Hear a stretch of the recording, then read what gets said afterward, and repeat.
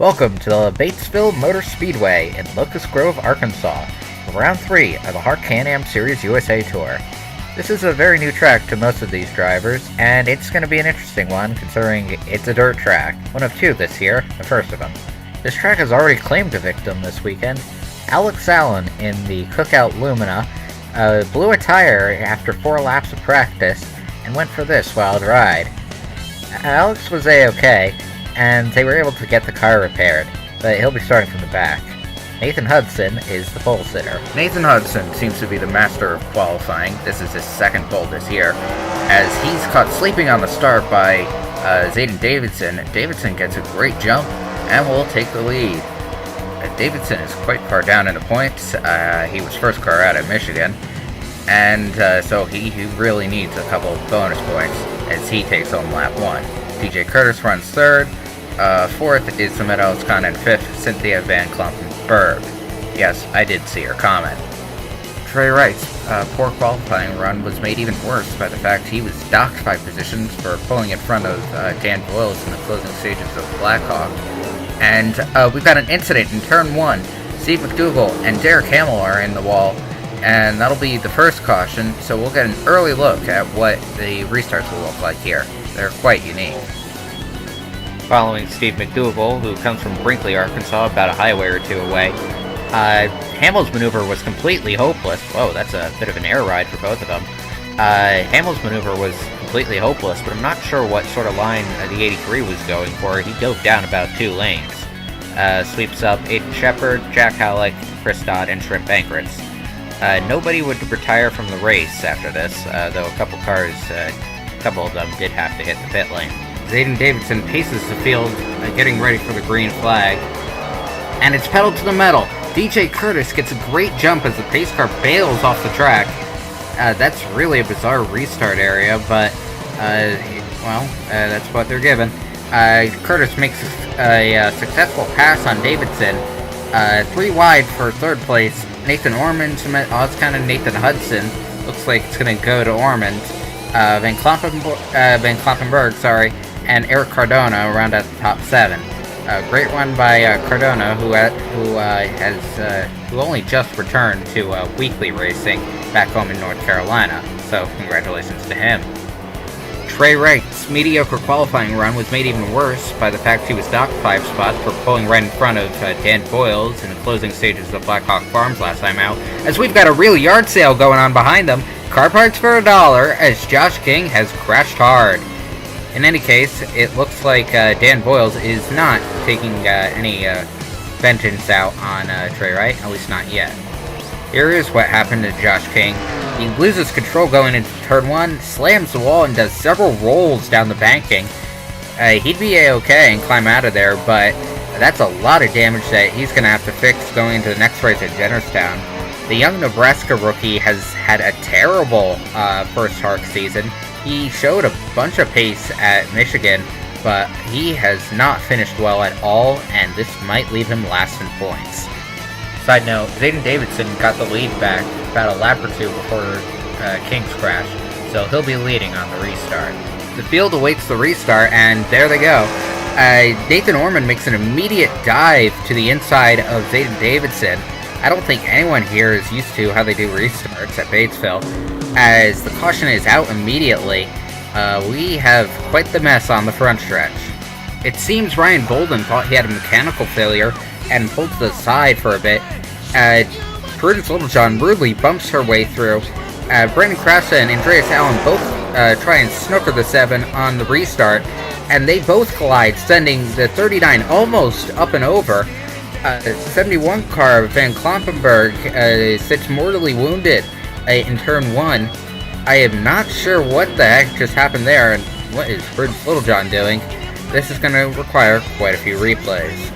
Watching from the stands, I think HARC was planning on calling off the restart, but they crashed before they could throw yellow, and that's a pretty big shunt for the 39. Mitchell Carter sent him up into the air, and, that's a lot of damage to the Andreas Allen's machine. He would have to retire his car, as would Brandon Krasta. Mitchell Carter would continue. On board, Ty Curtis in this Scott Bloomquist mobile. He was really looking forward to this race. Mitchell Carter collides with him and kind of sends him over into Carter's pass when the 88 sets the 39 airborne. Tight end Curtis would have to pit for damage, and what is going on here? One more shot of it from wall-mounted camera. I'm not sure what any of these guys were doing, but circles fast to speak with the drivers of numbers 7, 09, 39, and 78. As for what happened to Van Kloppenberg, she starts on the inside of DJ Curtis for some reason. She drifts over into Curtis. Curtis doesn't let up. They both pile into the end of the pit wall. Drivers of cars 33 and 71 have been called to the hauler, so 6 drivers are already called there. We're going to have to employ some social distancing in the hauler. Right after the restart, tight end Gurris spun off of turn 3. There's no caution for this, so it appears officials are getting a little tired of throwing yellows. Perhaps we'll finally get in a good green flag run. Eric Cardona unfortunately had to make a pit stop under that caution. Whoa! Chris Dodd gets loose. Cardona had to make a pit stop under that caution. It's a tough break for him. He's a couple laps down now. As stated, Cardona recently returned to weekly racing. You can see him at the Rockfish Speedway in Rayford, North Carolina, every Saturday night. Chris Dodd was actually leaving the pit lane. He pulls down right into Ryan Bolden, almost causes a crash. Officials have told him to be careful. They're not going to call him to the hauler yet, though. He pulls back off the track. Looks like he has some more damage he needs to get fixed. Nathan Ormond is currently your leader between successfully navigating lap traffic and, of course, the odd restarts. He and Zayd Davidson have a large lead on the rest of the field. Running third is Sumit Ozkan, fourth is Eric Monaco, and fifth, I believe, is Prudence Littlejohn, as Ormond tries to get around Jack Halleck in the 32H. Nathan Ormond is not very well liked in the garage, but he's shown some speed, and he's definitely made the highlight reel a couple times. As Zayd Davidson makes a dive on the outside of turn 2, try and get the lead, but it doesn't look like that's going to happen. Never mind Eric Monaco being in fourth, he had to pull into the pits for a blown tire, so he's going to fall a couple of laps down. Alexander Rowe currently runs an 18. He's probably happy to just have a quiet day, as Nathan Ormond has gotten by Derek Hamill and looks to be ready to put a lap on the 36. JP Motorsports has really suffered this season. Rowe has crashed out of both events so far, including a violent one that sent him to the hospital and rode his car off at Michigan. Audra Baranauskis of Vilnius, Lithuania, is finally having a good day. She has fallen out of both events so far as well, and the teammate to William Brock in the Delta Airlines Camaro is currently running 9th. Hopefully she can keep this up. She's a Formula champion back home. Nathan Hudson is also having a good day. He runs 4th. He got by the 78 Prudence Littlejohn about a lap ago. He was a pole sitter at Michigan, but got caught up in the last lap shenanigans and finished 11th. And he wrecked out at Blackhawk Farms. So let's see if he can keep this one together. We got 6 cars under a blanket, all battling for position. They're going for 13th. 52, 88, 49, 14, 36, and 75, all chasing one another down, and all trying to get away from Nathan Ormond, who seems to be unstoppable. Doing a field flyby on lap 61, Nathan Ormond leads. Second place is Zayden Davidson. Third, Sumit Ozkan. Fourth, Nathan Hudson. Fifth, Prudence Littlejohn. Sixth, Ryan Bolden. Seventh is Josh Sekuli. Eighth, Audra Baranauskis. Ninth, Carlin Dumian. And 10th is James Shelley. Caden Morgan runs 11th, however, he actually has the best lap of the race. He just said it last lap, actually. A 14.679. Just pointing out that these guys are flying around this track, where I believe the previous lap record was somewhere around 15.05. Carlin Dumian hasn't had a great last couple of laps. He just lost 7th place to Josh Sekuli. Now he gets stuck behind the 34 car of Hamill, and loses 8th to Audra Baranauskis. 33 of Curtis is a lap down. Hey, he could be James Shelley, who just had to bail off into the pit lane for yet another blown tire. This track seems to be eating those alive. Zayden Davidson hasn't gained much on Nathan Ormond in the past 50 laps or so. It's not that passing is difficult here. It's actually pretty easy. However, I don't think I've ever seen a track where you can set up a crossover so effortlessly. You can see there that Jack Halleck almost got alongside the number 9 car from about 2 or 3 car lengths back. So this is going to be an interesting remaining 75 laps. Leaders have just hit the halfway point. Samet Ozkan has been very consistent this race, as it looks like the caution's out for something. So there goes what was about a 55 lap green flag run. Ozkan has been very, very consistent this race. He hasn't gained or lost any time on the leaders. Speaking of the leaders, Zayden Davidson now holds the fastest lap, 14.678. And here is why we're under caution, as Nathan Hudson gets dumped by the lap car of Steve McDougall. I don't think McDougall's too happy with how he's done today, and he seems to just be taking his anger out. This is the second time this season that Hudson has gotten screwed out of 4th place. Michigan, of course, was the first. But there's not much damage to his Mustang, and he will remain in the top 10. Camera focused on McDougall. He completely turns around the number 8 car and sends him into the turn 2 wall. Officials have asked McDougall to report to the hauler. So that makes 7. It's beat to the floorboards again on lap 88, and HARC has immediately called off the restart. We're going to go under caution again, and that's because the field is not ready. Where are they? Where is everybody? Well-mounted cam here, as the field receives the green flag. I think that's Dan Curtis and Ozkan leading the second half of the... Actually, not even the second half, the rest of the field. What were they doing back there?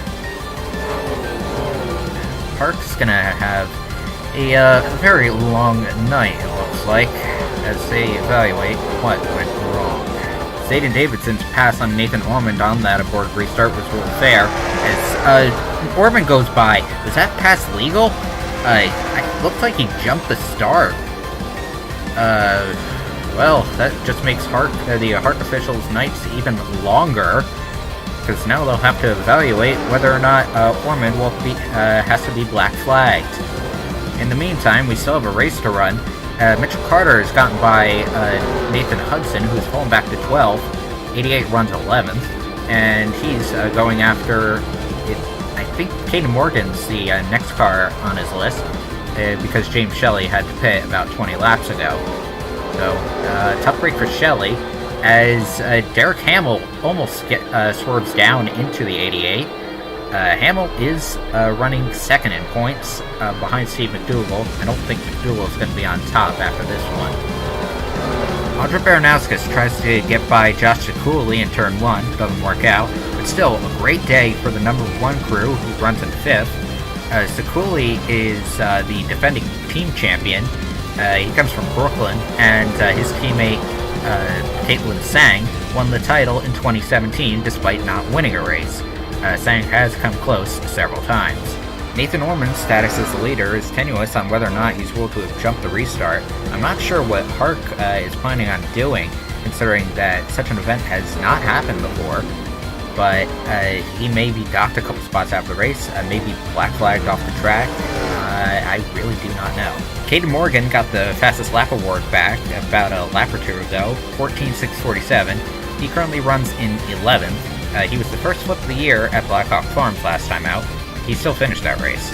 Prudence Littlejohn was another Blackhawk Farms survivor. She finished 10th after a hard day there, but she blows a tire and slows to a stop in turn 3. Eric Monaco spins after getting into the back of her after Bobby Jones has to take some evasive maneuvers. So heartbreak for the 78 team as she pulls her Camaro off course and into the pit lane, so that will do in any chances of her having a great run. Actually, it might not. Red flag on the speedway. There's a red flag out, and I'm not sure what for. Focusing on Nathan Ormond, trying to figure out what brought out the red flag. I don't see any fluid around. And they're crashing! Christian Dodd upside down!